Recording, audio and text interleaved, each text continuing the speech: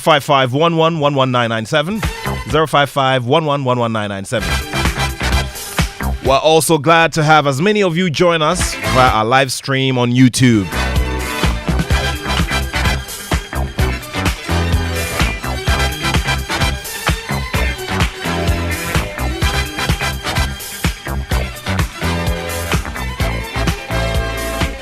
Once again, you're all welcome to the show.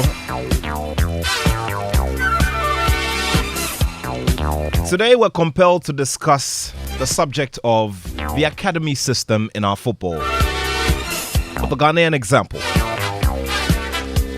Let me tell you about me. I'm a product of the 80s. Had my formative years in the 90s.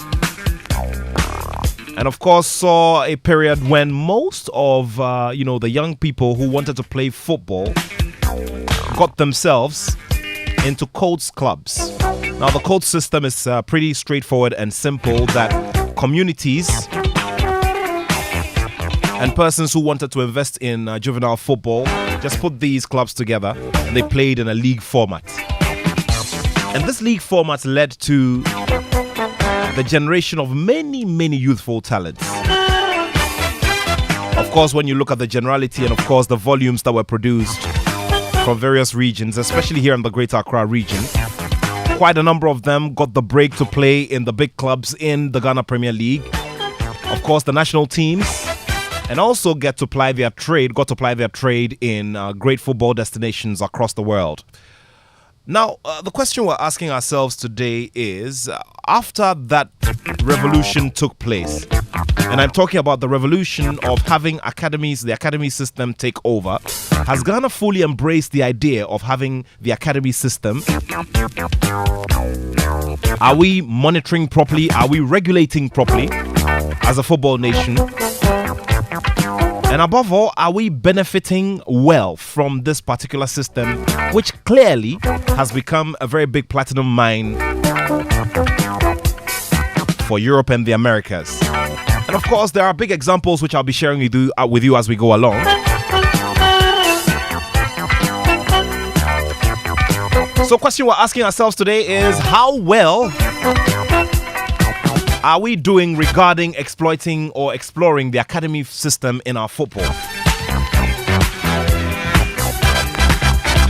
If you have some examples from where you are or where you're located, we'll be glad to have them. Remember, the WhatsApp line is 055-11-11997. Later on in the show, we'll also activate the phone line so that you can join us with your thoughts as usual. And do remember that Bet365 is now officially live in Ghana. So if you love your sports, what better way to get a piece of the action than just joining? Bet across a range of markets on the biggest sports and build your own personalized bet with the Bet Builder by selecting from popular markets. You can also make up to 12 selections within a single match. And you can enjoy all your favorite sporting events and access thousands of games with live streaming. Place your bets before the match kickoffs or try in-play betting during the live game. And remember, Bet365 also lets you cash out your bet early on selected markets. Sounds good, right? So just visit the official site. It's bet365.com.gh and join. Remember, it's for over 18s only. Terms and conditions apply. Please gamble responsibly.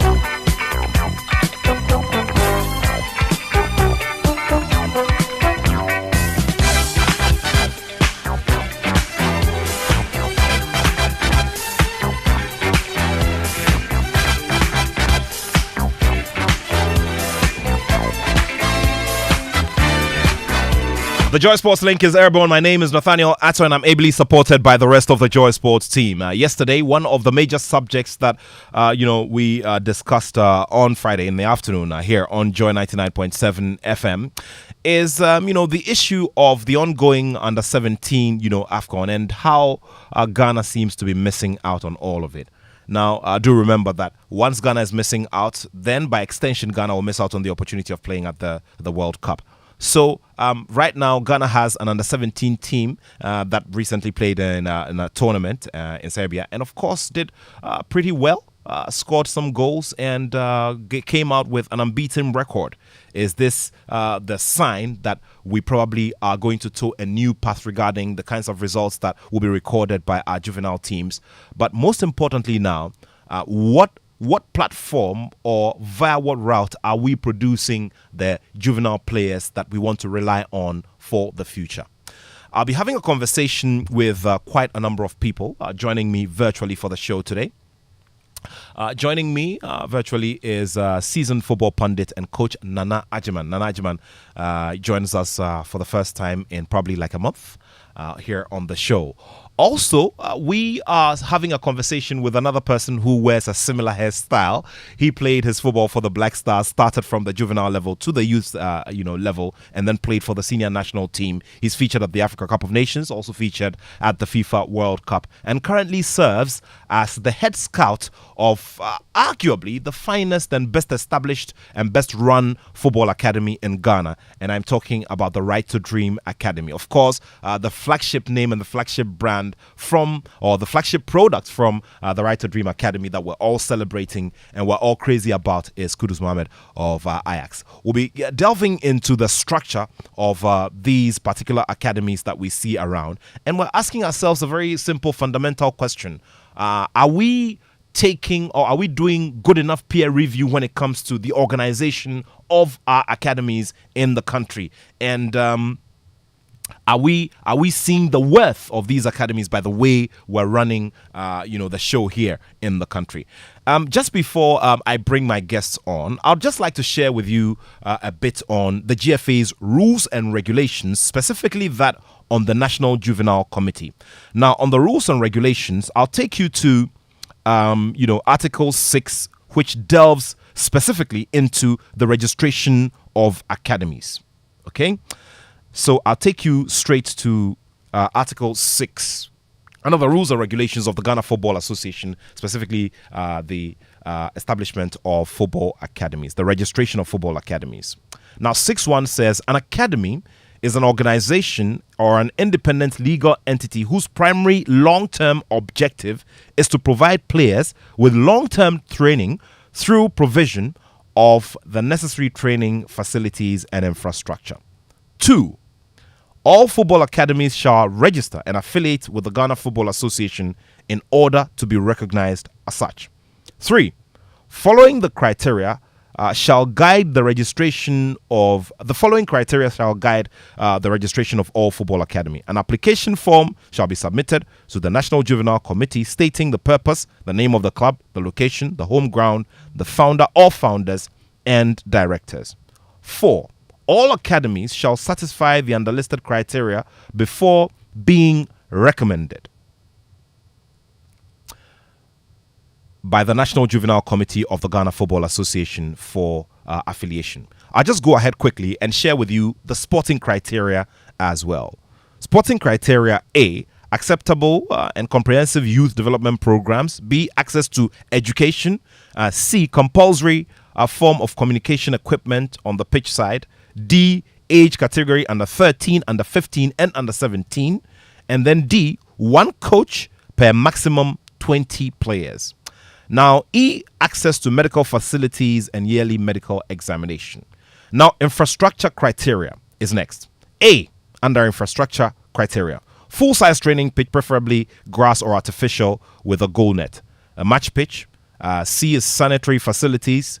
And then also we've got D, which is access to gymnasium and or weight training facilities, substitute benches for fourth officials, corner flags and posts, referees, dressing rooms, sick bay and infirmary, physio facilities, parking area for teams and officials, a dormitory, kitchen, and dining hall. Also, there are other infrastructure or other facilities that are required. So I've just taken you through a few basics that are required of, our academies in the country. Now we've got a representative of one of them. And as we go along as well, we'll be sharing with you the examples of the football superpowers in the world. We'll look at the example of Germany, for instance, who embraced it and have made massive gains because they're running under a specific structure. We'll also take the examples, for instance, in France and in the United Kingdom, where we see the daily provision or the yearly provision and production of some big, great, talented players who make their way into some of our favorite clubs in the established leagues. This is where I bring in our guest here on the show. Let me first of all say hello to you. Nanajiman, thank you very much for joining us on the show. It's good to have you here again. Thank you very much, Nathaniel, for the opportunity, and big ups to my brethren, Derek. Yeah, great. Derek, good to have you here on the show. We haven't had you here in a while.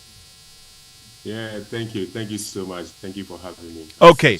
Now, just before we carry on, it's very important to note that Derek Boateng is currently there observing what's going on with the Under-17 Africa Cup of Nations. Remember, Ghana is not playing, but by virtue of his role as head scout of the Right to Dream Academy, he is playing that role. He's there. He's observing, and will be writing his reports and also making his recommendations to his outfit as well. I do remember that he also goes around the continent scouting, various talents to feed the academy with a specific focus here in West Africa.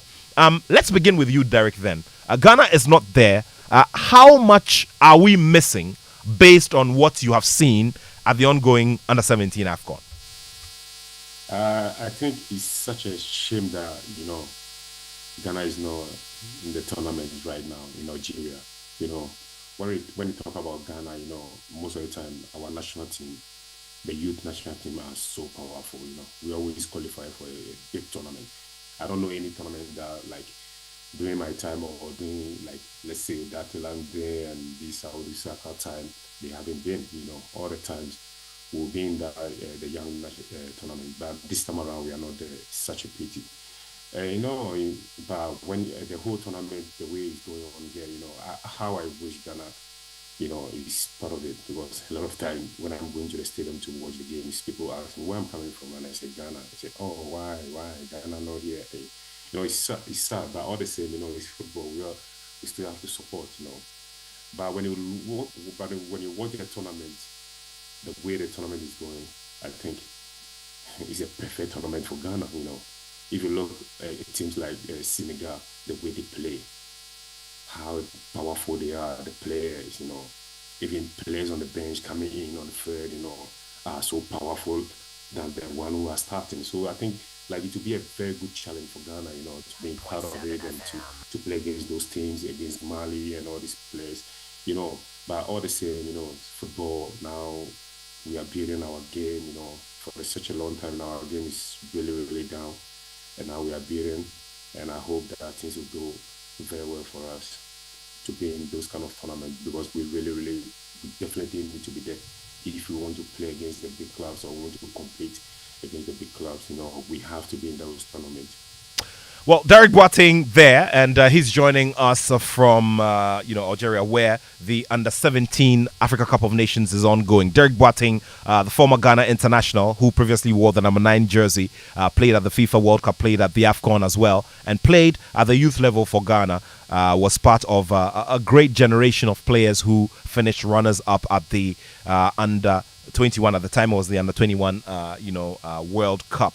I'll be coming to Nanajiman in a bit, but a reminder that you can join us with your thoughts on this particular subject about the football academy system and how well Ghana is taking advantage of this in terms of putting it within the structure of our development, and how well we're reaping the benefits if we are at all. And from what you see, from where you sit, and from which region you're in, listening to us, what do you see in terms of the numbers of academies that are springing up in those places? How well are they being run? Share those experiences with us. It's good to add all of these to this conversation, because the conversation is for you and about you as well. 055-1111-997. If you're outside Ghana, please do add the prefix of +233. So it's +233 55-1111-997.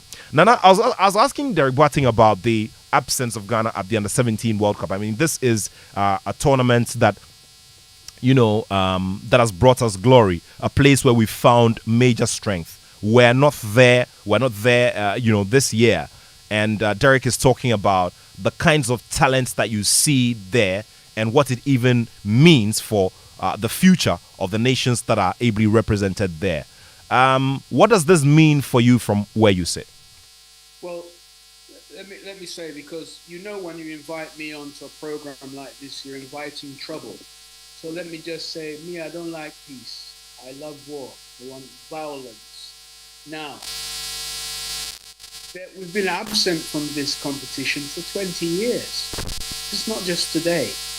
We have been absent for the best part of 2 decades. You can correct me if I'm wrong. The last time we appeared anywhere near around there was, I think, 2003, 2004. After that, we've been missing. It's been 20 years now, 20 years. And there's a reason for that, because successive Ghana Football Association's executives have a fixation on only the Ghana Black Stars. That's where we are.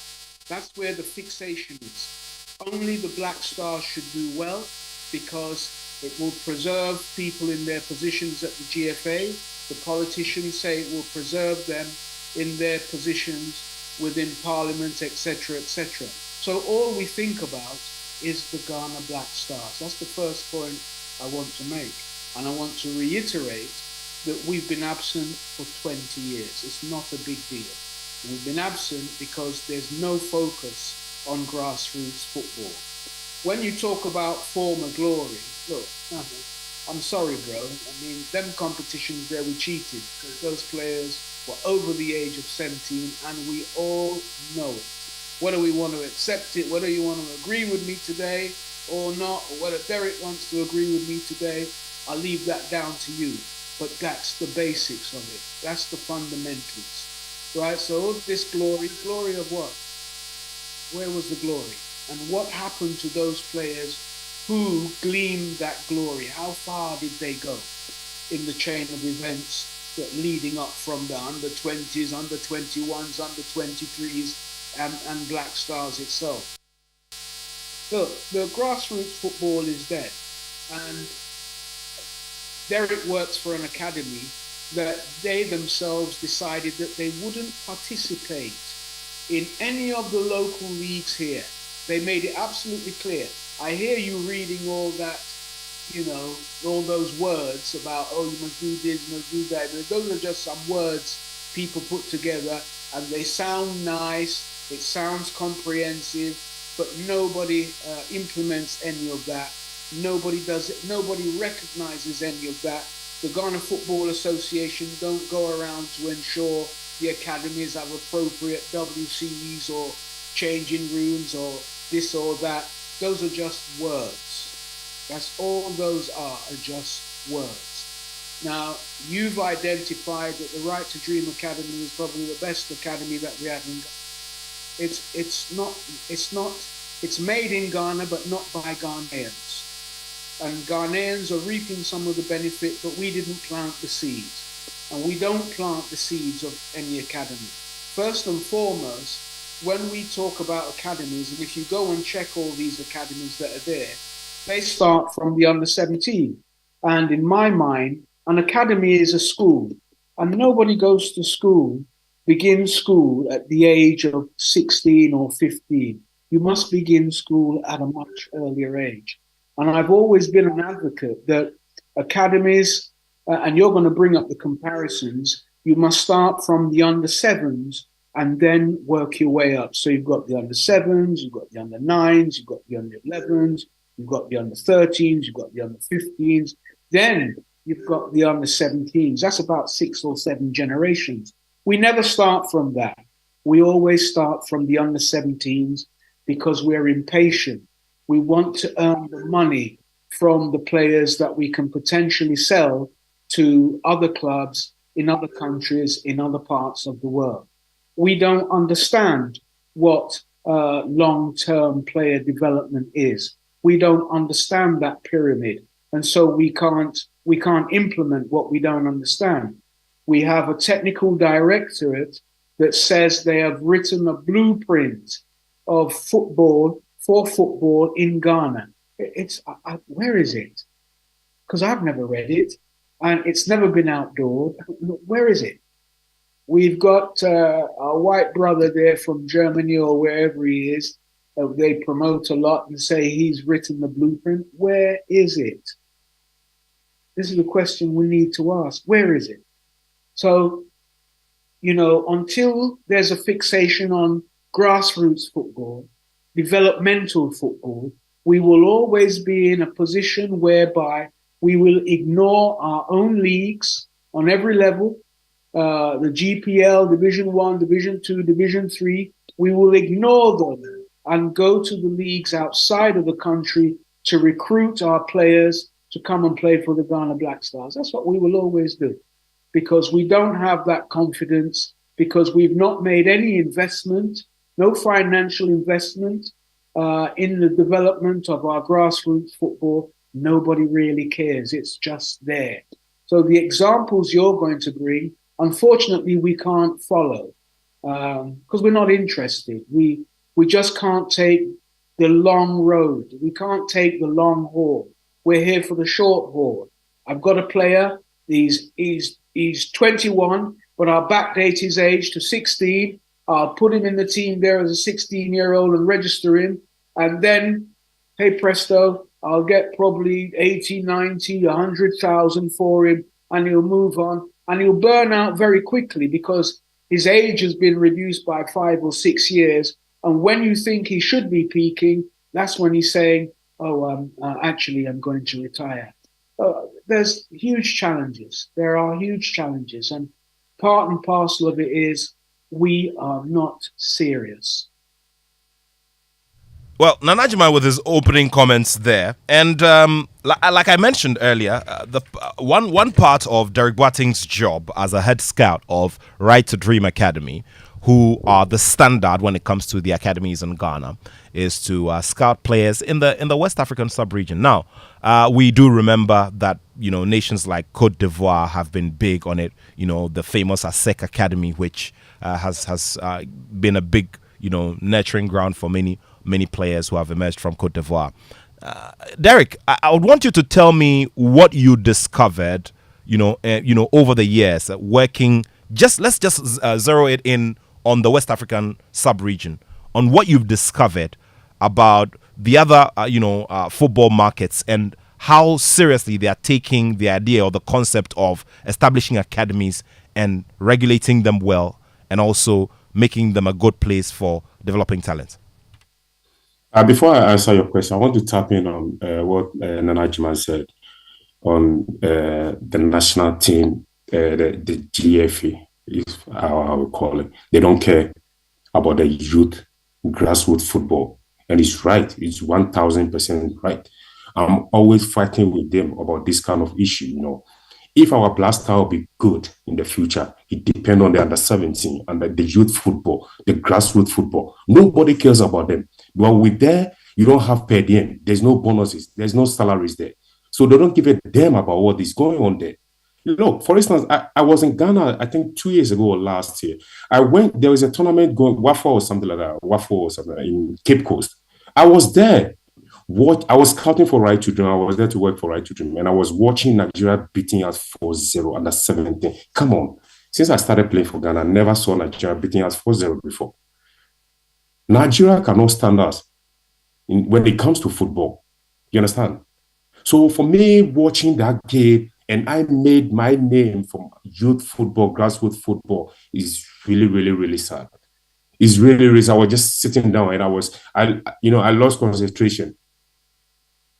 That I'm there for Right to Dream, to scout for Right to Dream, not for the national team. But when I saw what's going on there in the game, during the game, and I'm watching it, and I don't even see none of the officials there or anything, I was really, really heartbroken.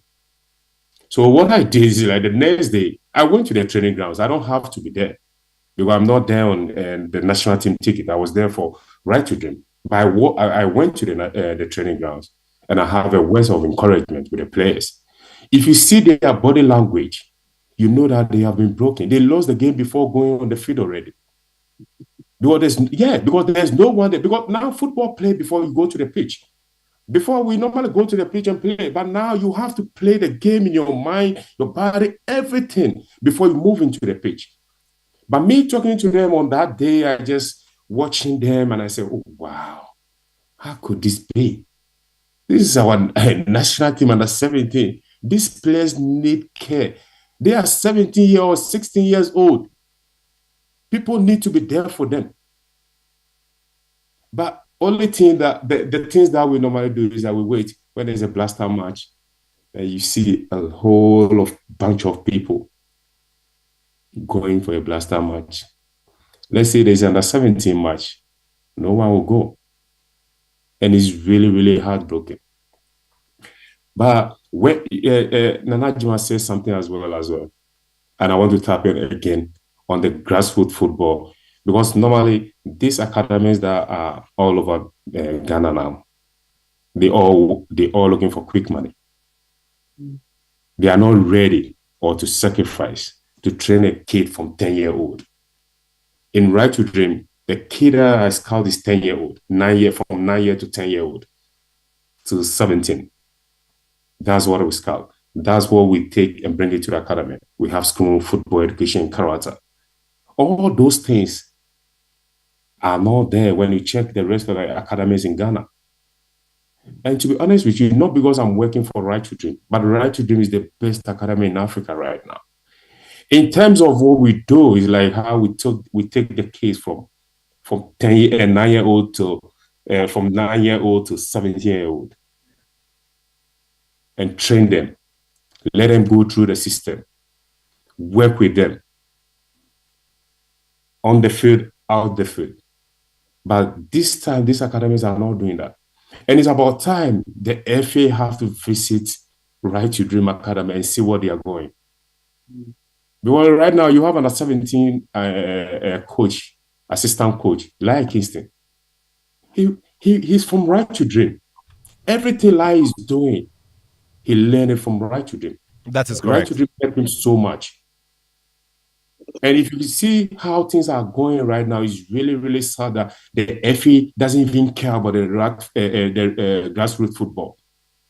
Derek, so you're saying, okay, so what you're saying, okay, let me finish. Okay, all right, cool, that's fine. Right to Dream, when you check this World Cup we went in Qatar, there's 4 players from Right to Dream in that World Cup. But none of the FA have gone to Right to Dream and see what's going on there. What are they doing different? What's going on there? And there's more coming. They have to watch it. There's more coming. There will be a time you have like 8, 9, 10 players from Right to Dream in the national team. Not because of somebody putting them there. No, because they are working hard. They are playing very good football, and we train them really, really well. Not just football. You understand? So for me, the FA have to visit. I'm working with Right to Dream. I'm doing the scouting for them. Michael Lesen is working with Right to Dream. We are all there working. Now, Fatal Dauda is there as a goalkeeper coach, trainer. But I don't think the FA cares about a youth football. That's it. No, I hear that when we bring the coach back, things will be good. But no, you can't just get up and bring coach back and you think everything will be fine. No. We need to move. We need to work.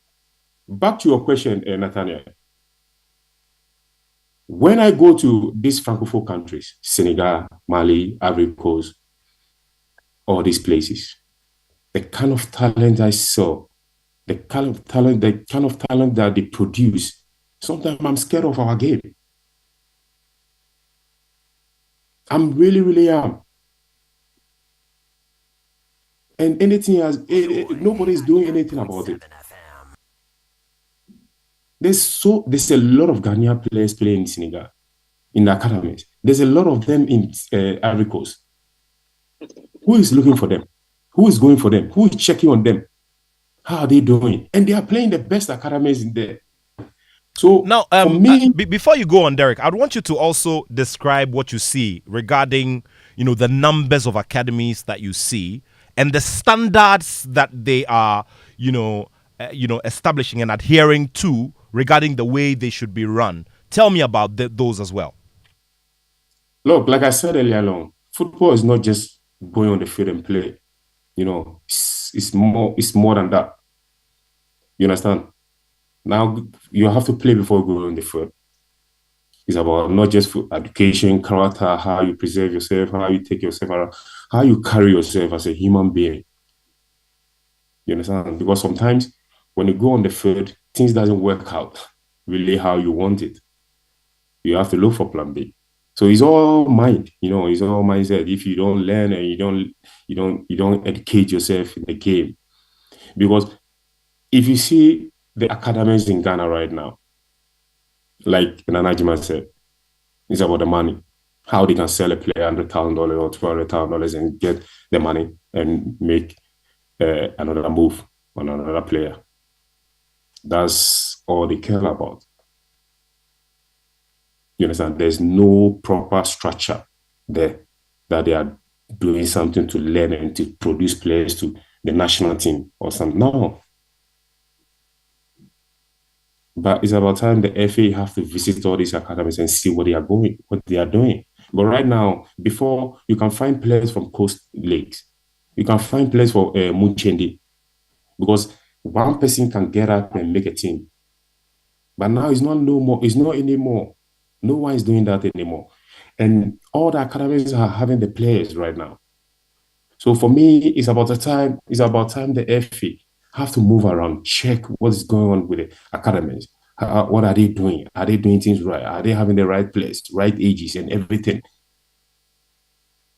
But like I said earlier on, not because I'm working for Right to Dream. That's the reason why I'm saying Right to Dream is the best academy in the world. But Right to Dream is Very well. Kudus Mohammed, Kamal Adeni, Kamal Asoa, Gideon Mensah, and more is coming. You have to watch out for Ernest Anamoa. You have to watch out for Usman Ibrahim. You have to watch out for so many players, Arafat. There's a lot of players that are coming from Right to Dream that are going to make big impact in the game, whether they like it or not. So it's about time they have to visit Right to Dream, see what they are doing. Now you have a coach, as assistant coach in under 17, and you don't even And also know, in the Black Stars. and also the blaster, Didi Yes. Dramani. Sure. Yes, sorry. And you don't know what And Didi they've been doing. Dramani, just for reminder's sake, used to work as the transitional coach for FCN, FC North Zealand, which is part of the setup of Right to Dream, which is a sister, organization to Right to Dream. Yeah, Derek, carry on. You are making a point. Yeah, then he became the director of the football in Right to Dream Academy in Ghana Great, for the great, past 2 years now. nice, You, great. we have Didi Dramani there. We have Lai Kingston there. They all coming from Right to Dream, and you have them there. But you have it. That means there will be more people in Right to Dream that you have to check out. Players, you have to check what they've been doing there, what kind of players they've been coaching. But it's like they are not interested in that. It's all about the blasters. It's all about the blasters. And blaster is there already. But what are you doing right now to make sure that if the DRU is not there anymore, you have a replacement for him? Or if Jordan is not there, or Pate is not there, or all these kind of players are not there anymore, you are preparing another player to take their place. What are they doing? Nothing. Nothing. Nobody cares about the grassroots football in the FA. Me, I'll say it and say it again. That's the truth. Because me, I always say for them, football is a business. But for me, it's my life. Football has given me everything I have. So whenever I'm talking about football, I have to go all out. I have to say what's inside me. I have to say the truth. I cannot cheat the game. So it's about time the FA have to get up and pay attention with the grassroots football. There's so many talent out there that they have to check, they have to look for, they have to build, they have to help. But they are not doing that. Because under 17 bonuses doesn't reach $50,000 or $100,000 or $200,000. No. It's only the Blasters. So for me, when I check before the people that came before me, Stephen Pierre and Co. and Furukwe, when you talk about a youth national team, we are always strong.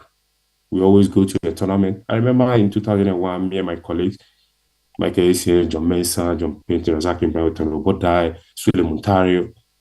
We went to Argentina. And the whole country of Argentina fell in love with us because of the kind of game we're playing there.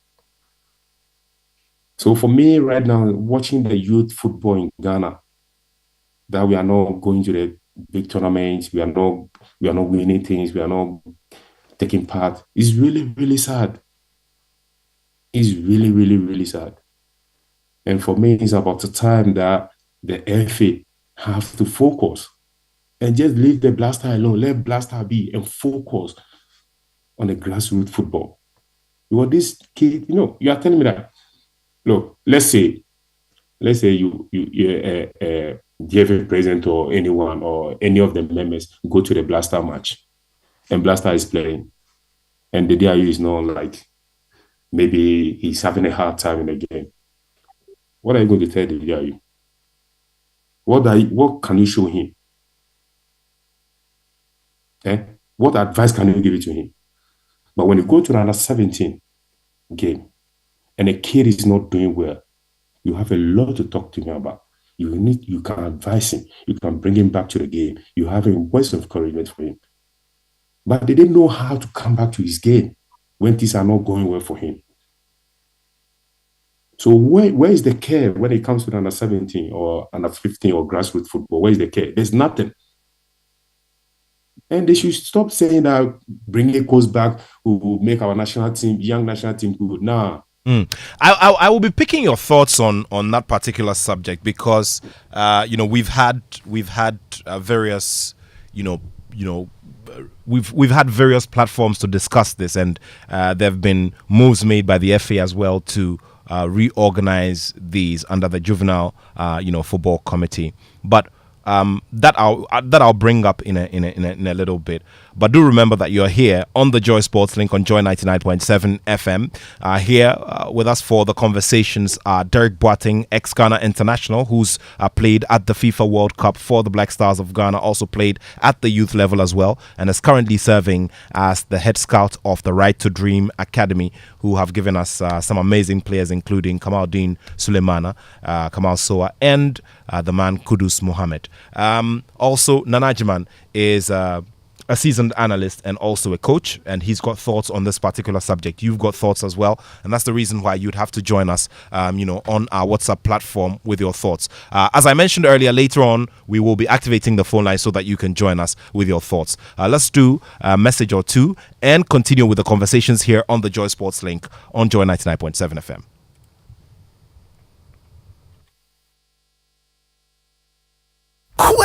Bet365 is now officially available in Ghana. When you place a pre-match multi-bet on football, you go get bonus up to 70% to your winnings if your bet is successful. You can choose from markets like full-time results and both teams to score, from selected competitions including the Premier League, Champions League, and much more. Get this great offer when you visit the official site at bet365.com.gh. Over 18s only. Terms and conditions apply. Please gamble responsibly.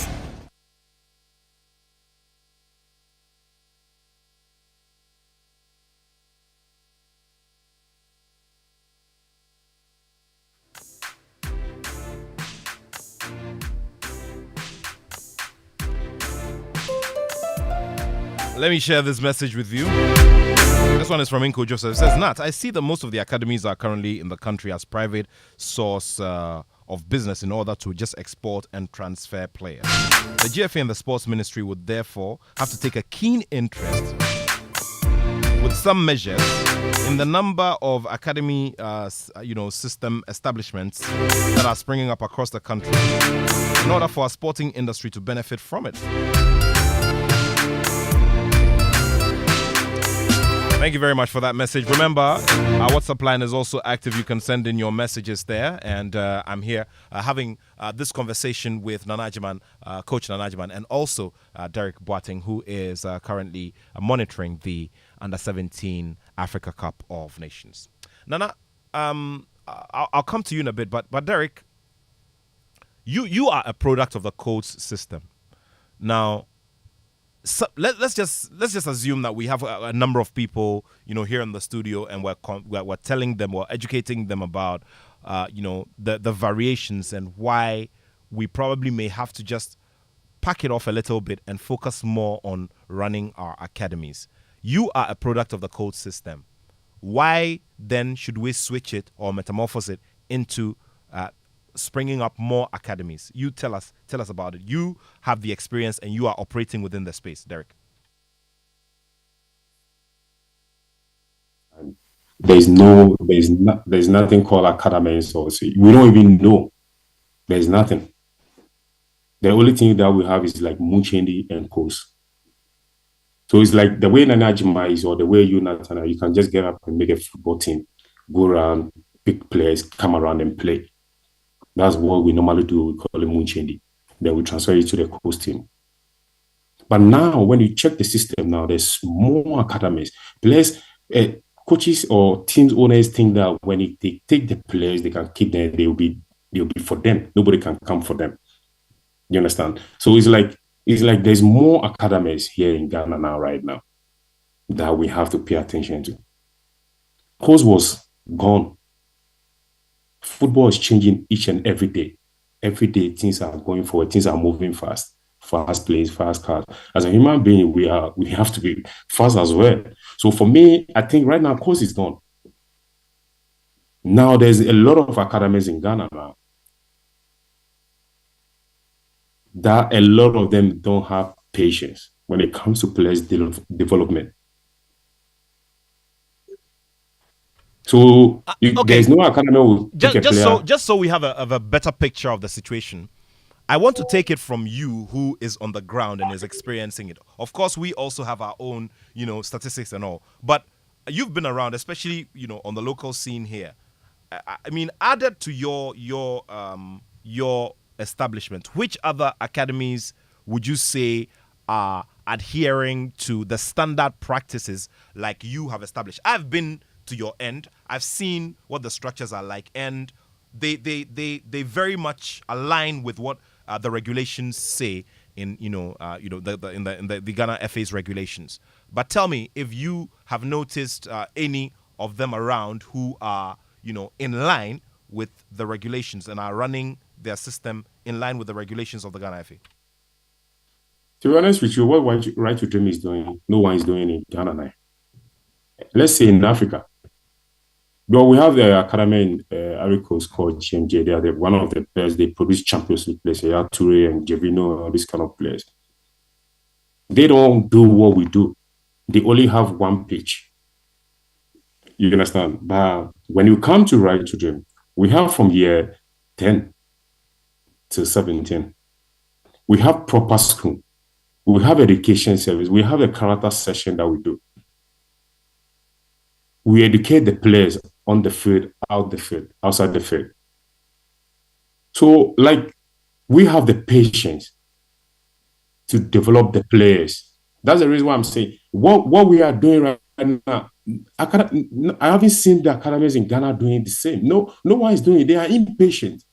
Everybody is looking for the money to run the academy. So they will not take a player from 10-year-old or 9-year-old to train to 17 to 18 before they sell him. No, they won't do that. And we had the only academy who have both boys and girls. One of our girls playing for FCN in Denmark called Princess. The rest of them play in the US. So what Right to Dream is doing or in Africa... So it's more like a model. Is a model for many others, as you have put it. Okay, Derek, before I come back to Nanajiman for the next point, there are many people who are getting interested every other day in in establishing these outfits, and also in getting their kids to play, because obviously because of the development of the game and the kind of massive rewards that we see in the developed leagues, many parents, especially parents, parents across board, across the living standards measurement, want their children to play football alongside their education. Now, what will be the standard requirement for a child who wants to enroll in the academy, in your academy, for instance? I can see some of the academies take money before putting the players in. Take a form, register, they'll take a money from you before. Right Children, we don't do that. We don't take no money from anybody. And it's okay. So what I see is that it's also similar to what is done in Germany and in the UK, where it's absolutely free. You do not have to pay any money to be enrolled. Those are key examples from Germany, the UK, and the like. Yeah. All right, Derek, please go ahead. Yeah. Right, we don't take money. What we do is like I've been scouting the whole Ghana. I've been going everywhere. I don't know where I've been in Ghana for scouting. I've been everywhere, going all these villages. We don't take money. And a lot of people offering me money so much, but I always let them know that I don't need your money. Let your kid come. When he has the talent, I'll pick it. How much can you give me? During my career, I was playing football, making money, to feed my pocket and everything. But right now, I'm scouting to feed my soul. I'm looking for the next Derek Boateng or Michael Essien or Sule Muntari or Kujua Asamoah Samajan. That's what I'm searching for right now. So I don't need your money to put your son or your daughter there. So all the time when you look on my Instagram, there was a time I started being active on Instagram, because when you go to my DM, people are offering me money. People are saying, I'll do this for you. I'll give you that. I'll give you this. I'll give it. Even people from there, some of the national team call me that I have one of my bosses want his son to be in the national team. He'll give any amount of money you want. I said, come on, man. I don't need no money. Let a kid come. When he has the talent, I'll pick him. When he doesn't have, he'll go and work on it. Finish. Also, I'm interested in this. I'm interested in the quota that you place for every period, maybe like every quarter when you are scouting, because obviously no matter how big the academy is, the facilities obviously will have a limit. So in a year, in a whole football year, for instance, how many kids are you able to admit into the academy after a whole full round of scouting across the country? No.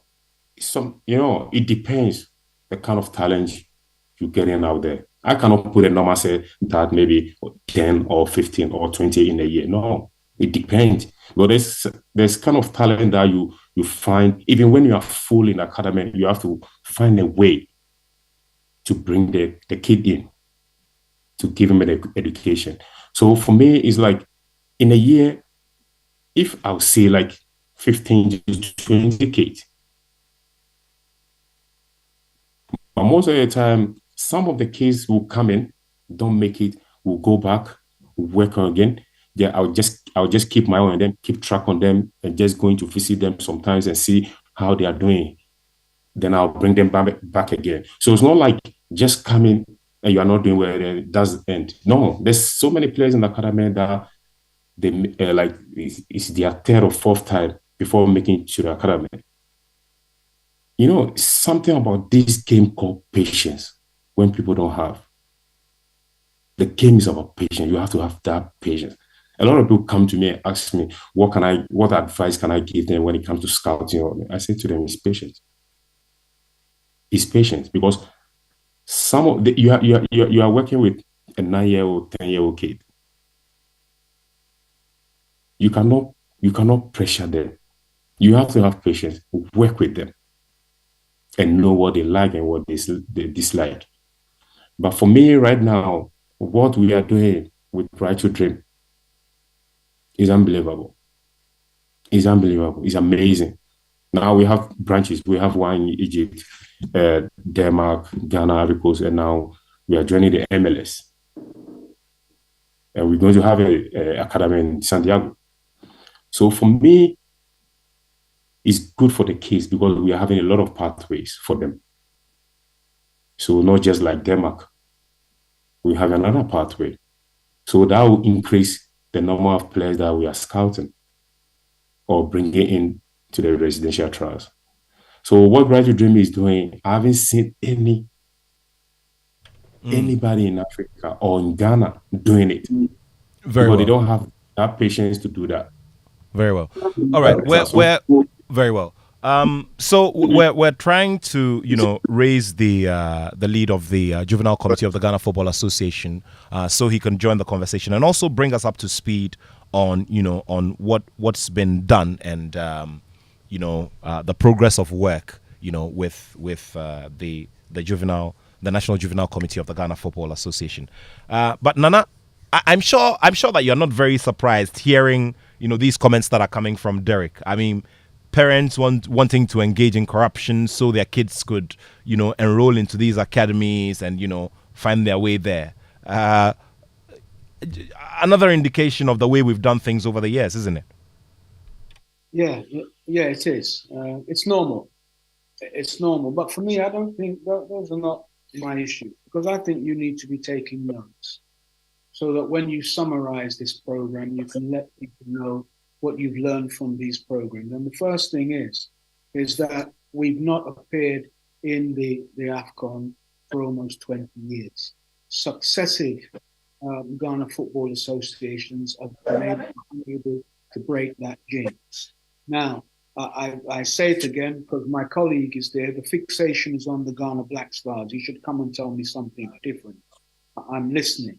Look, Derek raised a very important point. Derek raised a very important point. And the fact of the matter is that the only national technical team that gets paid is the Ghana Black Stars. All the other teams, the technical teams don't get paid. Even the women technical teams don't get paid. That's just once again to illustrate to you how much there is a fixation on the Ghana Black Stars. There was a time where we were talking about Academy League. I don't know what's happened to that now. I don't know where that is now. And also what we need to remember is this, because, you need good coaches to work with young players. And right now, I mean, we've got a lot of coaches with A licenses and that, but they're inside their house. They're doing the coaching in their house. Many of them have never coached before, but they're qualified and they got their A licenses. And those who really want to be involved in the game and qualify as coaches, they're being charged exorbitant amounts of money for the D license and the C license and the B license and the A license. And then when you say exorbitant amounts of money, I mean, what are the specifics? 6,000, 7,000, 8,000. He will tell you. He's there. He's there. I'm talking fact. And how much does a coach in Ghana get paid? How many coaches get paid 5,000 a month? Yet they want to come and do a coaching course and they're told they must pay 6,000 Ghana cedis or 8,000 Ghana cedis and 10,000 Ghana cedis, well beyond their reach. And it's the coaches that you need that are going to nurture these players in the first place. How will they get there? How will they get there? The other thing too that we need to look at is the GFA by now should have its own academy. It shouldn't be dependent on the likes of Right to Dream or the Feyenoord Academy, which is now the West African Football Academy. It shouldn't be dependent on that. It's got the soccer mind, whatever in Pram Pram. And what does it produce from there? It doesn't produce anything. Nana, it's called Ghanaman Soccer Center of Excellence. Okay, thank you very much for whatever that means. It doesn't produce jack, and it hasn't produced jack for as long as it's been there. And it's probably never ever going to produce jack. Yes, they bought the rest of the land and they're putting one or two pitches together. It's nothing like the Right to Dream Academy where Derek is working, nothing like it at all. All they've done is name some rooms after themselves, and that's it. That is absolutely it. Nothing more, nothing less. And so, the issues are many. And look, our football clubs, you've got the Ghana Premier League, which I know really is just Division One. There's nothing premier about it at all. Those teams don't have the structure that show that they incorporate development as one of their main aims, because they don't have feeder teams like under 9s, under 11s and stuff like that. And none of them too have academies. So it's all well saying that they've got all these nice words put together. All these academies should be like this and run like this and run like that. But even the GPL clubs should have academies. You said you were going to come with some examples. And all the other clubs you come with the examples from Europe, they all have a football academy attached to them. They all have feeder teams that feed into the main source at the end of the day. We don't. And if the intention is there, we're moving very slow, very, very, very slow. The emphasis is on the Black Stars. The emphasis is on money. We don't know what long-term player development means. We're supposed to have a blueprint, but nobody can bring it to the fore and say, this is the blueprint for Ghana football for the next 20 or 30 years. All we have right now is talk. And I'm sure we're going to hear some from my brother coming up shortly. It's just talk. Very well, very well. Nanajman there, and I'll now bring in Mr. Sami Enimado. Sami Enimado is an executive council member of the Ghana Football Association with specific duties or specific lead responsibilities over the National Juvenile Committee of the Ghana Football Association. Sami, thank you so much for your time. In the past week, we've had a few conversations. The last time we were discussing boxing. This time, we have to do some football. Definitely. Thank you very much, Nat, and greetings to all your listeners. Very well. Sami, there's concern on the part of, we're having this conversation with Derek Boateng and Nanajman. Derek has been raising a concern about how the FA has turned a bit of a blind eye on the operations of football academies in general. And he uses his outfit that he hardly sees any officials of the Ghana FA come to pay visits and take a look at what is happening, within the outfit as well. And there is also the concern about most of these academies who are not necessarily adhering to rules and regulations as published in the rules and regulations books of the Ghana Football Association. What's your immediate reactions to that?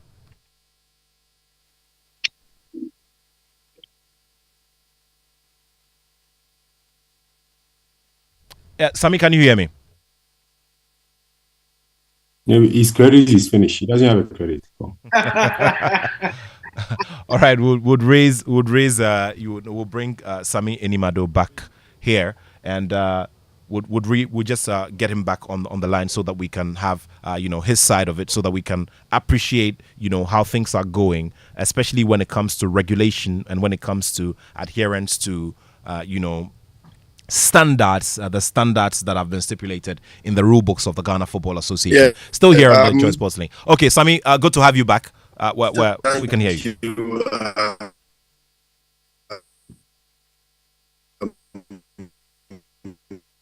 All right. Unfortunately, Sami's we can't. He's not very audible, so we're trying to raise him on the phone line instead. But let's take a message, and after that, we continue the conversations here on the Joy Sports Link. 1xBet. Easy betting, easy winning.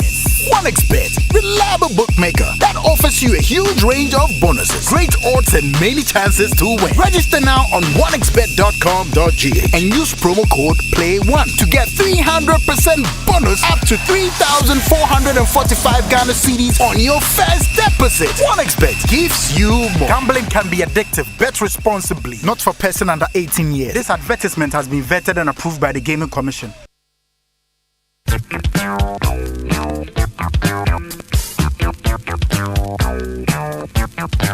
All right, so we're still here on the Joy Sports Link on Joy 99.7 FM. We're discussing the academy system and how well Ghana is utilizing the opportunities available there to develop our football. I've now switched on to the phone lines so we can have a conversation with Mr. Sami Enimado. Sami, thank you for rejoining us. Can you, if I don't know if it's a radio set, but can you lower the volume on it so that we can hear you fully and clearly? Okay. Is it better now? Great is better. Please go ahead with your thoughts. Okay. Thank you very much. So I was greeting your listeners and Nana and Derek, and I heard Derek trying to tease me. It's okay. Derek is a good brother, so he can always tease me. The issue about the FE not is turning a blind eye on the academies is not entirely accurate. We should understand that the academy business, right to dream, is a business on its own.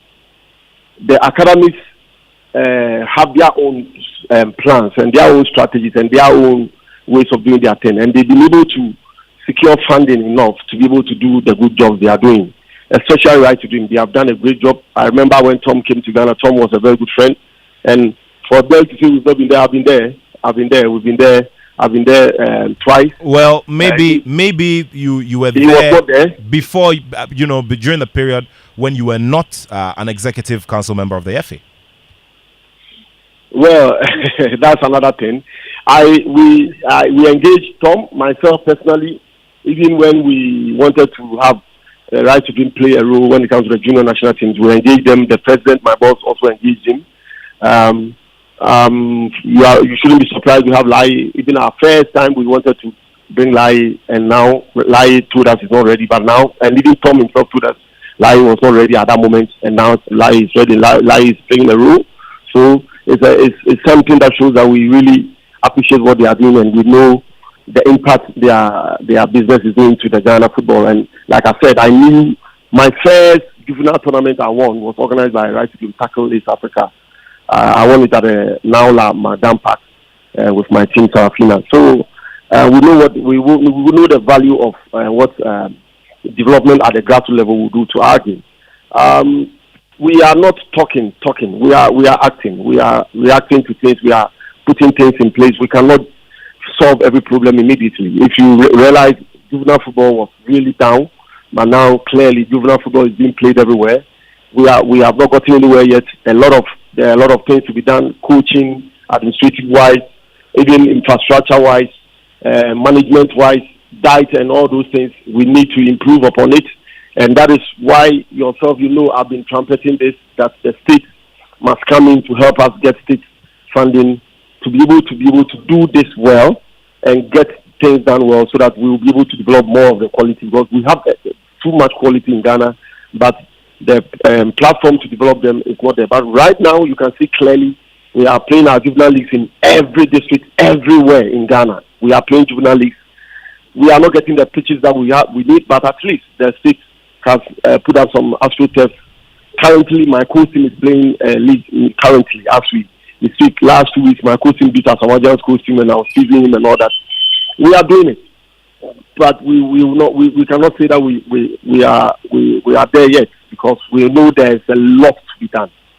It all comes back to funding. If you see Right to Dream doing well because they had good funding, they had Talu Ghana, they have a lot of multinationals coming in to help them, and they have some NGOs in the UK helping Tom, because Tom had good connections out there, and he was able to implement it. Because if you have even the funding and don't have good ideas, you can't implement. And Tom has done well, and I always give credit to him. And we have to also give thumbs up to KGL Foundation. They are funding us, and now we have played KGL Championship twice. We have been able to produce players out of that. Some of them are the ones playing currently in the UEFA Assist program, that UEFA development program that Ghana participated, and everybody has seen the good work that the boys are doing for Ghana. So it tells you that we are putting things in place. We are fixing the fundamentals. For the first time also, we are supporting the regions to organize the regional competitions with some funding. At the same time, we are giving them a lot of motivation, best player awards, scholarships, a lot of things, even something for the best players to be able to have a tour in Ghana to Ghana tourist sites, and also to expose Ghana tourist places, which is we are doing in collaboration with the Ghana Tourist Authority. KGL Foundation is funding this, and all the teams that comes in every region are funded by the KGL Foundation. We are also putting some of the funds into the Young training program where we are training the referees. We are putting some also into the other facility development and facility building program that we've been doing for the juvenile teams. We also help the RFAs to fund their project. We also took some of the COVID fund to fund the RFAs and the district games. So gradually we are doing it, but I can tell you we have a lot to do. Okay. I agree that we have a lot to do, but very well. Gradually we will get there. Very well. I want to ask Sammy a question, please. Okay, very well. Sure. Can I go ahead? Very. Yeah, Sammy, like you mentioned that like you visited Right to Dream before, and you know what they are doing and everything is top. They are doing really, really well. Since you become part of the FA, what have you guys have done about it, or in terms of visiting or checking what they are doing right, so that football, one person cannot do it.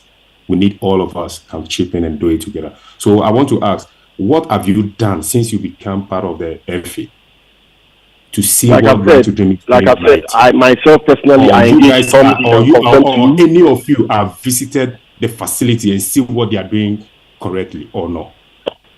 That's what I'm saying. I have been there personally. My boss engaged Tom personally. I engaged Tom personally. For your information, that's how we even got Lai to be part of our national team now. Sammy, I work with Right to Dream, so I know the people who have been coming there, who are not been coming there, and who have been checking what we are doing there. Derek, can you allow me to finish? You can call Tom on the phone. It's different than visiting the academy, see the kind of place. Derek, can you allow me? Now, Didi Dramani is working with the ask me a question. He's working with the national and 17 national team. But you guys don't know the players they have been coaching before. If you don't allow me, how will you know what I'm saying? You have to allow me. No, but I've been there. Sammy, I know who will be coming in. Derek, can you allow me? Okay, so let's have an orderly conversation here. Derek, please allow Sammy to land. After that, we can have your reaction. Okay, so Sammy, he was asking about monitoring, basically monitoring, supervision, and setting standards.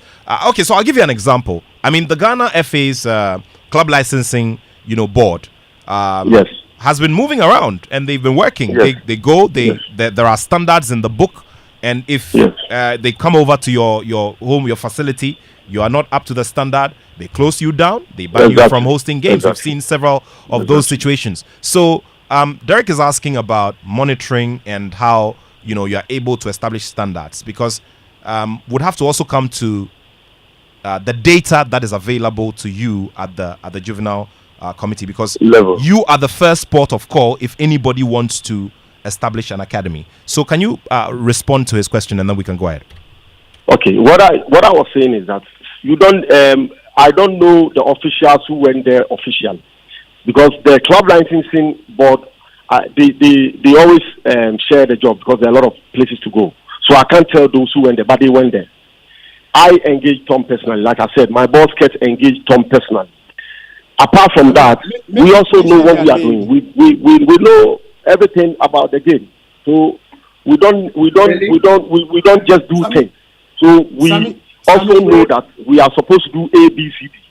And the standards that we are talking about, it comes from FIFA, and we all are to adhere to, and that is what we are adhering to. So it's not about talking on the phone. That's what we all people are doing. Sit down in the office. Derek, please make a phone call, and they think they talk on the phone. Derek, everything's all right. No, I am not the officer in charge of club licensing. The officers in charge of club licensing are the ones who visit the facility. When it comes to engagement, like I told you, we've engaged. If I have been to Right to Dream already, I have been there already. So there's nothing there that I don't know, and I've accepted that they are doing a wonderful job. So I don't know what you want me to do again. Okay, Sammy, let me come in here. I'm not talking about you. Derek, please hold on. Like you said, you are not the chief of command. I'm not talking about you. Very well, Derek, can you please? What have they done about that? Because you can see, like you said, you visited the facility before. You know what they are doing. They are doing a great job. We are doing a very good job. So what that the FA have done, since you became one of them, What have they done? Very well. To see what's going But on? I was talking Derek, about what we are doing. Derek, I said when are they we going have to been able start to their bring own? back. All right, gentlemen. When are they going to start their own academy? Okay. Where are they going to start their Derek academy is down taking in the. Accra? Don't worry, We have don't worry. been able to We'll sort bring this back out, gentlemen. international Gentlemen, football. can we calm down? Can we calm down? Exactly. We need to have one person contribute at a go. Exactly. Derek has asked the question. Now, Sami, let's place this in context once again. Now, the reason why the name Right to Dream is coming up is because there is a common denominator here that all of us having this conversation are familiar with what they have done. And as the host of this show, I have seen the start, the progress, and the the running story of Right to Dream, so that I can speak to it if I'm asked a question about it. So, without wanting to place too much attention on it, we brought Derek on here so that he can be a representative of the many academies that we have in the country. But there is a problem here, Sami. The problem is that the FA's books state, or the rules, by the FA states that the first port of call must be the National Juvenile Committee if anybody wants to establish an academy. So the question I'm asking is, how many applications have been coming to you? Do you have data about... I have to make a correction here. Okay, very well. Nat, yeah. you can do your academy without the FA. You can choose to do it without the FA because it's a limited liability company that they are running. They can also run it as an NGO. It's up to them. Okay, if they want to do it, they can do it. And when Tom started this, please, we are in office 3.5 years. Tom started this. I remember when Tom met me 2002, 2003 there. It is not today. It is not today. And the kind of funding Tom had, if some of us get that funding, also, myself, I'm also an example of a good production of good quality. I don't have the funding to do to the level of writing, but I'm doing my best, and all of you can bear witness to some of the boys I produce. So very well. Can do his own on his own. Very well. The FA is now improving Pram. I was going there. We are improving Pram. We engage the Ministry of Education to be able to even start our own academy, like Nana Juma was saying. Yes, we have engaged the ministry. That the ministers change and we have to re-engage again. Because our plan is to start with the U15 in Pram because we can't start all over with everything. Then we start the pilot where the GS will give us teachers. Then we'll start the scouting that we have done now. You can see clearly how we are doing our scouting now with all the scouts, including some of Dell's colleagues who are also scouting. I told them that we need him to be part of our scouts, but we also had a lot of jobs to do. Okay, all right. So that they will be scouting, and then if we are able to establish with the GS, we'll be able to start our own at Pram. Gradually, we will get there. Okay. That point. Okay. That we want to do with we propose to government with the World Cup funding money. Okay. We want to be able to improve the facilities, have more pitches there, get the rooms fit for school, get the GS students in there gradually. Okay. Gradually. That point is well made, Sami. But just before we carry on, we need to make this clarification. You spoke about the establishment of an academy and the route through which one can establish an academy. Well, these are the rules of the Ghana Football Association. I read it at the beginning, and for the benefit of this conversation, I'd have to bring it back so that we are very clear. I do not see any provision here that says, or any article here that says that one can just run it via, run it or run it as an NGO. This is what it says, and this is Article 6 under the National Juvenile Committee Rules and Regulations of the Ghana Football Association. Article number 6.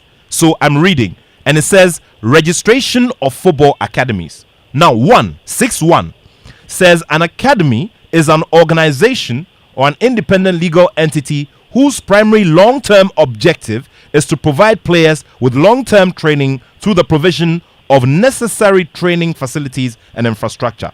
6.2 all football academies shall register and affiliate with the Ghana Football Association in order to be recognized as such. So in responding to what you said, the most important point here is that 6.2 says all football academies shall register and affiliate with the Ghana Football Association in order to be recognized as such. So nobody can do anything without the Ghana FA. So we have to correct that. Thank you very much. You can, yes, the clarification is clear. What I said, is clear. You've made it more clearer. You can start your own team. If you don't affiliate, you will not be recognized by the FA. Now, if you don't affiliate, you can't play in any competitive game. As it is, they play. Asking, they play in our competitions. So now they are part of us. If they establish it and they are not ready to affiliate and they have their own team somewhere, facility somewhere, they can do their thing. Okay. Nobody will come and. I will come back with a follow up. I'll come back with a follow up on that one, Sammy, because as far as you want to be part of the FA and you have to register players and have registration cards and have the economic rights of the players, you must affiliate with the FA. Very well. Our standards. Okay. Requirement. Now, there's another bit. There's another bit about data and how much information you have available to you regarding how many of these academies we have present, in the country, and how well they are being regulated. Okay, we've spoken about the bit of regulation. You do admit that there are a few issues here and there regarding numbers available to you. Exactly. That is fine, but we need to find out from you the numbers and how many of these have approached you, because it means that by the rules and regulations of the Ghana FA, some may be operating illegally. Yeah. Before we go on, let's bring in Nana. Nana wanted to make a quick point. Nana, please come in. Yeah, I'm saying, look, Right to Dream achieved their success by having nothing to do with the Ghana Football Association. I told you early on, they told them in the face, we won't play in your league because your league is bogus. What we'll do, we'll train our players and we'll play friendly matches. And now we are the ones scrounging players from them. That's what's happening, right? So, and I've told you already earlier, what you're quoting from, my brother, throw it away. It's like the 10 Commandments. It don't make any sense. People they kill, people they steal, man they covet another man's wife. Everything in the 10 Commandments, we are doing opposite. What you are quoting is just some words, bro. It don't mean anything. If today... You mean it doesn't mean anything to the people, the football stakeholders who are getting themselves into this space? Not at all. I'm a football stakeholder, and if I want to start an academy, why do I need to go and see Sammy? Why do I need to go to GFA? For what? Once I have... No, but that's what... Sammy, please hold on. Sammy, please hold on. I have my own money. Okay, hold on. I have my own money. Okay. And Right to Dream decided to... Yes, they started, like I said, they started on their own, but they had to. They're now affiliated. So if Right to Dream had not, and let me tell you something. Let me tell you, no. You see, sometimes when you speak about this, you want to. Right to Dream picks every player from juvenile clubs in Ghana. Every player. There are few that they pick from Cote d'Ivoire. Derek will tell you Cote d'Ivoire and I think Senegal and Mali. And almost 90% of the players they pick them from juvenile, including my juvenile club. So don't tell me Right to Dream is not using anything. He's benefiting from the FAC. Okay. Sammy, before you go on, let's also address something here. Nana, we need to correct something here. In as much as we may have a system where people are not adhering to rules and regulations, we must condemn it if there are a set of people who are not adhering to rules and regulations. Because as a football collective, everybody is bound by the rules and regulations. Some of which I've read to you. So, Nana, before you respond, I'm just making a quick point, Nana. Now, so it becomes unfortunate if those of us within the space or those of us who are stakeholders are seen to be, propagating, the non-adherence of rules and regulations. That becomes very wrong. Because we look at other organized bodies. No, we look at other organized bodies, and all of them are bound by these rules and regulations. When they go wrong and when they flout the rules, we go against them. In recent days, let me just pick an example from lawyer Samuel Dubik Mahama, the MD of ECG, who recently has gone on a revenue mobilization exercise. Everybody is paying because by the rules and regulations, you consume electricity, you pay for it. So the rules say that if you want to establish an academy, you have to go through process X, Y, and Z. But whether or not people or whether or not practitioners are not adhering to the rules doesn't mean it's right, Nana. No, and the issue isn't about whether or not it's right. Now, what I'm saying to you is, Right to Dream have been successful because they had nothing to do with the GFA. No, that's not why true. that is why. No, not come on, true. Sammy. Hello, That Sammy. is You wanted people highly to be quiet. untrue, Be Nana. quiet, bro. Sammy, please quiet, allow. That is not true. Okay, be quiet, Sammy. bro. You asked for someone Sammy, to can you allow me? Nana to finish, please? What is wrong? Without the Okay, Nana, can you kindly go ahead? My brother, Sammy talks like he knows Tom. Yeah, I know Tom from nowhere. I introduced Tom to Fulham when Tom was in the UK before Sam even heard of his name. You understand? Now, let me tell you, and I will repeat it, it's true. They became successful because of their non-association with the Ghana Football Association. That's how they became successful. There was no one there to monitor and tell them anything because no one in the Football Association knew anything about anything even at that time, period. Now, they have registered with Division 2. It's more convenience for the GFA than it is for the Right to Dream. They have a club, they have a sister club outside. What does GFA have outside? What? It can't even start its own football academy here, which it should have already. It should have from under 7s right the way up to under 17. It hasn't. It hasn't. He talks about finance. The reason being is all the finance just looks one way. It just looks at the senior national team and nothing else. Nothing else. For all the times we've been to the World Cup, what has been done with any of those monies? Where has it been put? What development has been generated from the monies we've generated from the World Cup? Absolutely nothing. Absolutely nothing. So whilst I'm not going to sit here and propagate some unlawful bidding, so as to speak, I know, right, that they were successful because they didn't associate, because they told the GFA in their face they wouldn't play any divisional football. Some of you weren't even a part of the GFA then. You did talk. Chat about. He wasn't even there. He wasn't even there. Okay. Let's calm down now. Let me bring Sammy back in. Sammy, you wanted to make a quick Thank you very much. Yes, thank you. I'm sorry to your listeners on that one. Yes, I was not there, but I'm telling you that the records are straight. Number one, if Right to Dream had not affiliated to the FA, they wouldn't be earning what they are earning to the extent that they've been able to secure a club in Nordjylland. I'm telling you this on record. A partnership club, because they earn money from Akam. I forgot some of the boys when some came earlier. Those boys, and then including Akam has played in the national team. Kudus has played in the national team. If they don't get themselves affiliated, they can't have any economic rights on the players. So this is a fact. This is an established fact.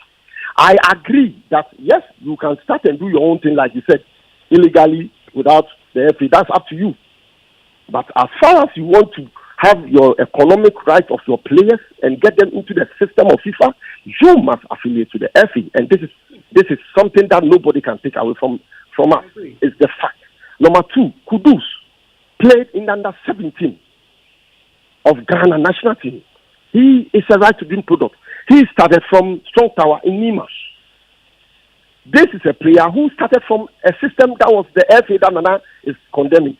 Everything is not rosy. We know there are a lot of challenges. I wasn't there at that time. But the reality is that Kudus was picked from a juvenile club in Ghana who is affiliated to the FA. Akam, every player, Majid Waris, every player who has Right to Dream has produced. The good thing is that they were smart, they were intelligent, they were able to secure some funding from outside Ghana, including Tom's partners. You know, I don't have to be talking because I know Tom. Tom partners who are linked to Paulo Oil. They gave them a lot of funding, and he helped them, and they had good plans. Because if you get a funding and don't have good plans, you can also deliver. And they have delivered, and I'm very proud of Tom, and I keep telling Tom, I'm proud of him. Coming back to the World Cup that Nana mentioned, not as a penny doesn't come to the FA. And we've spoken about this many times, and unfortunately, somebody like Nana, who's supposed to know much, is accusing the FA of keeping the FA World Cup money and not using it well. As we speak, we've made a proposal to the ministry, the legacy project we want to do, which includes even a juvenile center, regional juvenile development center, where we can play more juvenile competitions there and also support some of the coaches and other things so that we can build capacity so that they can produce a lot of quality for us. I personally, I'm on record to have produced a lot of quality for the nation. Nana bears witness with that. What about that? I'm part of the FA. Everybody will do its part, but when we don't have the funding, which has been the biggest problem in Ghana, the people we challenge with Nigeria and all, they have funding for their domestic competition. Senegal, Togo, Cote d'Ivoire, Mali, they have funding from the state. We don't have. I'm not saying we are perfect. We have some lapses. We are not that perfect organization, but we are doing our very best, and we've got juvenile competitions back. Every region, every district, every corner, juvenile competitions are being played. Go to everywhere now. There's a scouting program. There are scouts all over. So it means we are putting things in place. It doesn't mean that we are there yet, but gradually we will get there. So Nana very well. Say that we are just talking. We are doing something. We are playing juvenile and the most important thing is to create the platforms. When I developed the Baby Get Under 16, which is coming up next year, and just next month, June, look at the quality of players we got. Raymond Anochi picking from scores, an academy team that played in the competition, a coach team that played in the competition. Now from Apostle straight to Odinese, Emmanuel Yeboah, Samaria Bass, who is now with Accra Lions. This is development. Give them the platform. Unfortunately, we don't have enough quality on when it comes to pitches and all, but gradually we will get there. Very well. We know Right to Game has done a lot. I appreciate it. Tom is a very good friend. He has supported me personally. Yeah. Okay. And I know they are doing a good job. Very well. Thank you, Sammy. All right. Right to very well. Before you come in, Derek, let me announce the phone lines very quickly. 0302-216-541. 0302-216-541. Once again, 0302-216-541 and also 055-1111-997. 0302-216-541 and 055-1111-997. Join us. Let's have this conversation together. Let's bring back Derek. Derek. Yeah. First of all, Sammy, nobody is attacking you here. Okay, so don't take anything personal. That's what you guys do. You guys taking things personal all the time. Football is love. We talk about it, we live it, we see each other, we keep on talking, we keep on how to make it better. So no one is attacking you. You are not only one person who work at the DFA. You guys are a lot. So when we're talking about everyone. But 2-3 years ago, normally Right to Dream, our first team in Europe, from first team, second team, the young team, they will come to Ghana for pre-season. And 2-3 years ago, they came. Our first team came for pre-season. So Tom wanted to organize meet and greet. I was standing with Tom. He sent a message to the FA. Nobody showed up. Sammy, do you know about it? Of course.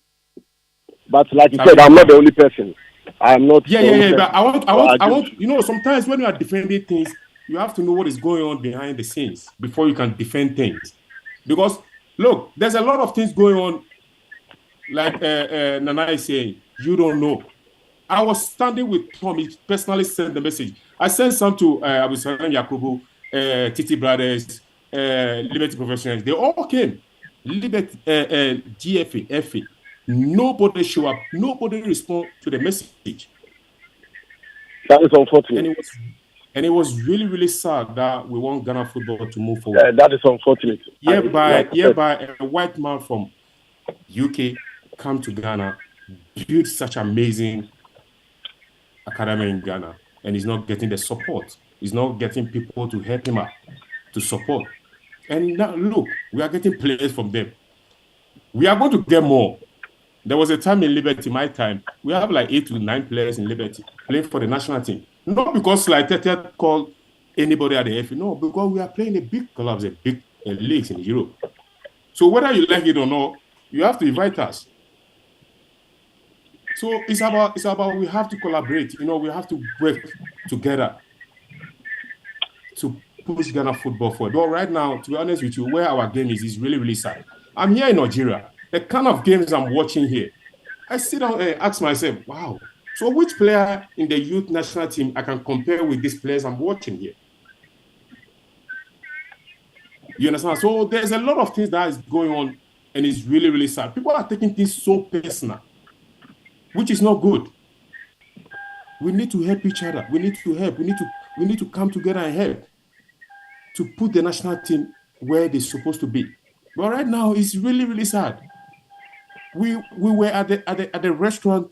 Nobody at the FA came, and I was sitting with Tom, and he's asking me, "Where are your people?" That's the question he asked me. He said, "Where are your people?" And I said, "Oh, don't worry, they will come, they will come, they will come." We said that throughout the day. Nobody at the FA show up. So it's like they don't care what Right to Dream is doing. They don't even. You understand? Because Sammy, I know you've been Right to Dream before, yeah.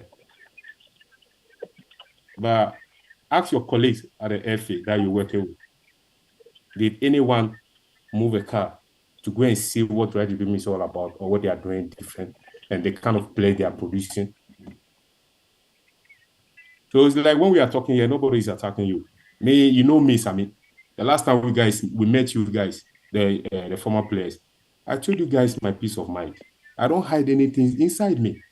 Though for me, football is my life. For you, it's a business.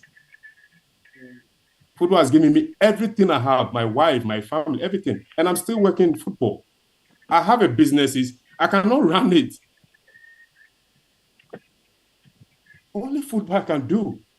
And all the experience I have.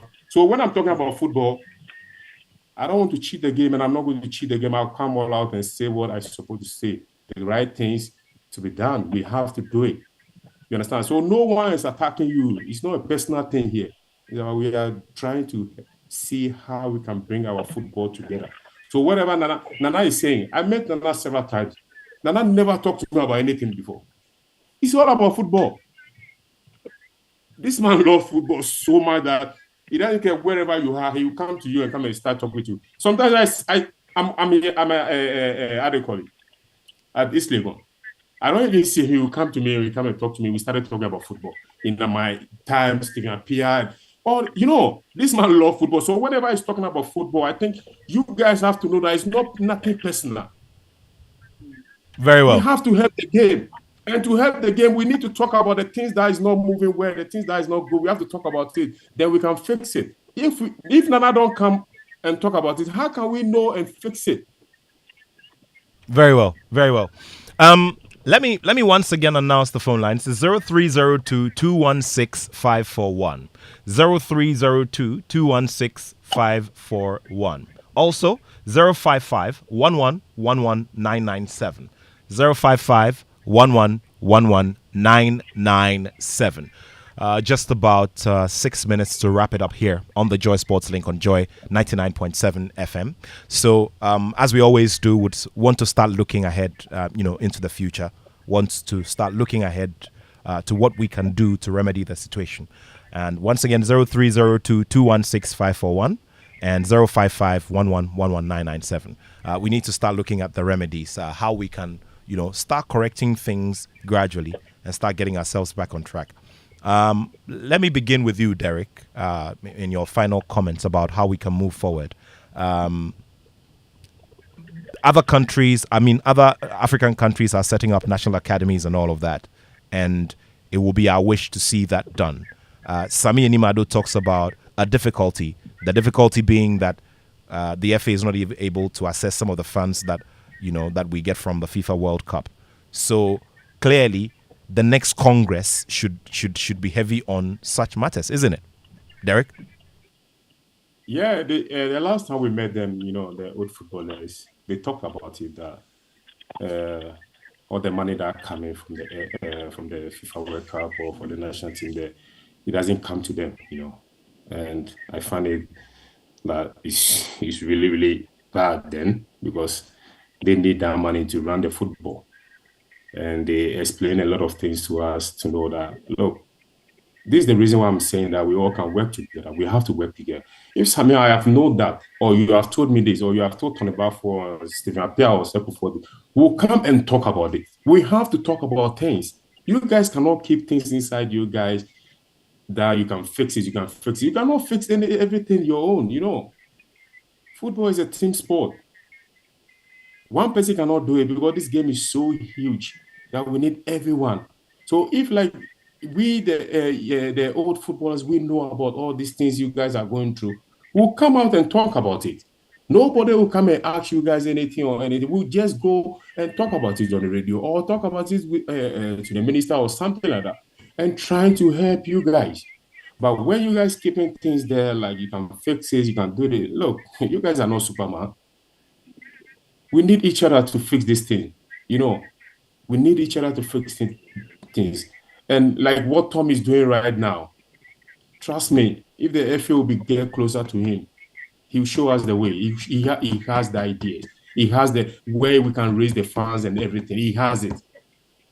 He has it. Tom told me, Derek, I know how to raise the funds, but your people don't listen. That's what he told me. I see. Sammy, if you are close to Tom, like you said, you talk to him, I think you know this. Derek, let's very well. Some people ego are too much for them. Very well. This game, you cannot take your ego around and just doing what you like. Let's quickly get on the phone lines and pick a phone call or two before we wrap it up. Hello, good afternoon. Hello, good afternoon. Yes, my name is McAfee Christopher, MK, calling from the University of Cape Coast. Please go ahead. Science Department. Yes, so I want to contribute a little on the discussion. So I think the problem with Ghana football is that we do not have, let's say, a long-term project or a development plan for our talents or athletes. If you look at the young players with the talents we have, if you look at it, you see that if we are able to draw a 20, let's say, or 30 years, something of that sort of development plan with a development policy, I think our football can go down to become very excellent. But when you look at the likes of certain countries like Morocco, the Algerians and all that, you could see that they perform so well anytime we go into competition, because I think if, in the past come, about with this development plan thing, and it has gone so down, making their football so excellent. So I know when it happens like that, it has to do with fans and all that. So I think that with the little we can all do, as is the GFA, and I believe that they are in charge of so many when it comes to the football. So I think that if they can come on board and also put the funds more into this football for the talent and draw this 20 or 30 development plan, I think our football can go down, to make history. Grateful for your thoughts here this afternoon. 0302216541, 0302216541. Let me go to Nana Jiman. Nana, within maybe a minute, would like you to round things up. Thank you. Yeah, fine. Thanks, Derek, for your intervention. And Nat, when you say, when Nat says, "Oh, calm down," it gives an impression that things are not calm. Well, things are calm, Charlie. This is how we discuss. We are Ghanaians. This is how we talk. Now, as I'm saying, the GFA, they have said they have a blueprint. What is it? Where is it? We don't know. We need to see it, and further to that, the caller even said, we need a 10, 20, 30-year development plan. Totally agree. We must have something like that. What's happening with Pram? We need our own academy. It's insufficient. It's not for me. It's not sufficient for me to hear that, the money that comes from the World Cup, we can't get it. Of course you won't get it, because you don't have a plan. You've put no plan towards government. Until you put a plan towards government, then government can say, yes, okay, we can give you some money, because know that war will be developed to a certain stage. Right? Very well. The licensing club committee you talk about, it's another joke of the century. Since 2009, that has been there, and we've been issuing temporary club licenses every single season. The clubs never ever meet that criteria, never, and that should stop. And that's why I tell you it's a Division 1 that we're running. It's not a GPL. The last thing I want to say is, look, there's a saying about keep your friends close, but keep your enemies closer. And we've heard from the helm where they say, I won't work with my enemies. And I will say to them that we need a GFA that is inclusive, because even your enemies have some good ideas that you may not have. Nana, thank you very much. Let's take the final word in the next 45 seconds to a minute from Sami Enimado. Sami, please go ahead. Not why 45 seconds. Because we've run out of time. We've run out of time, Sami. Okay, so thank you very much. Thank you to everyone, to Nana, to Derek. Yes, we are one people. I only wanted to establish a fact that it is not true that Right to Dream did without FA. If without Right to Dream have not affiliated to the FA, they wouldn't have made the money they have made. It is a fact. That one should be established. Nobody don't have any problem. I'm not taking anything personal, but when Nana made that comment, it's a wrong comment. Without the FA, you can't affiliate. You can't have economic rights. Please, I'm repeating. You can't have economic rights on a player. The FA needs to get you affiliated and have a card so that you can own the player. So the Right to Dream did it, and they benefited. And I'm very proud of them. Number two, we don't have any issues like Derek said. Nobody has, as you see, from here, me and Derek will be talking again for your information. So nobody has any issues. Me and him, we talk about a lot of things. We are very, is somebody I knew from childhood. Very well. I know him well. We don't have any issues, but we were talking about issues that he said they invited us. If Sami Enimado was aware, he knows me. Very well. Right to Dream plays with my academy more than any other, my coaching more than any. Very well. Okay. So I'm Sami, regularly in contact with them. So we understand that we need to engage everybody. That's why we engage. Very well. That's why we engage them. All right. I guess that these are. The same way Tom too can do on his own alone. The same way we can do on our own alone. The same way Sami Enimado cannot do on his own. But we are doing our best. Okay. I guess that these are. Yeah. Thank you. I guess that these are conversations would have to continue at a later date. But Sami, thank you. Thank you so much for your time. It's been wonderful having all of you here on the show. Sami Enimado is an executive council member of the Ghana Football Association. Also leads the National Juvenile Committee. Also Nana Jiman, a pundit and a coach, and ex-Ghana international and lead scout of the Right to Dream Academy. Featuring here on the Joy Sports Link on Joy 99.7 FM. Coming up shortly is